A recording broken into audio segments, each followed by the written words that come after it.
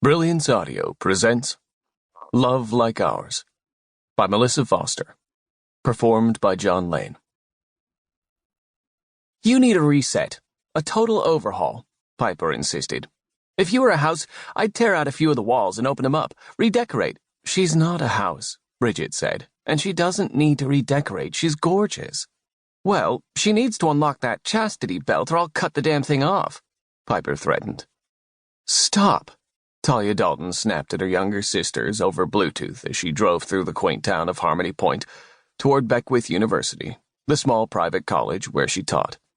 Balancing her coffee in the steering wheel, she tried to whip her head to the side to move a wayward lock of hair that had flown into her eyes. As if her family's pestering wasn't enough, she had to drive with her window cracked when it was snowing out because her car had developed a weird odor overnight. If only she could start the day over. She'd have turned her phone off.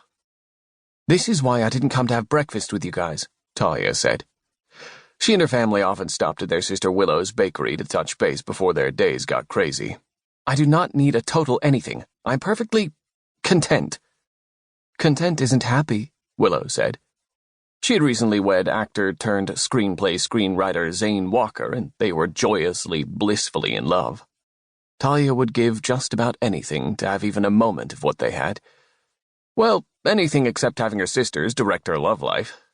She and her sisters were in the midst of planning a wedding for Bridget and her fiancé Bodhi, and unfortunately her sisters had decided to take on the task of finding Talia a man too. They'd driven her bonkers over the last few weeks, pushing her to put herself out there more often. Talia had a busy life and little patience for dating games. Not that she knew much about them, having dated very little over the past few years. She winced at that reality. But men were not the most trustworthy creatures on the planet, a fact she'd learned the hard way.